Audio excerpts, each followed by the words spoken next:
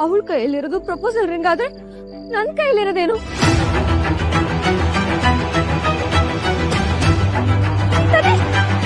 ಮಣ್ಣು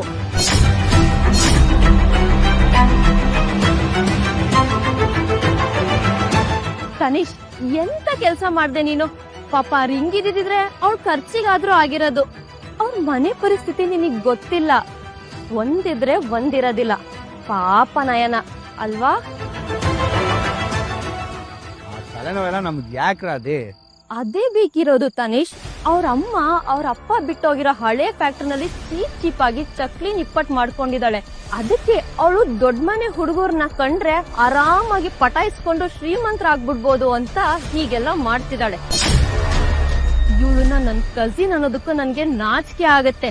ಅಮ್ಮ ಮಗಳು ದುಡ್ಡಿಗೋಸ್ಕರ ಏನ್ ಬೇಕಾದ್ರೂ ಮಾಡ್ತಾರೆ. ಏನಂದ್ರೆ ರಾಧಿಕಾ ನೀನು?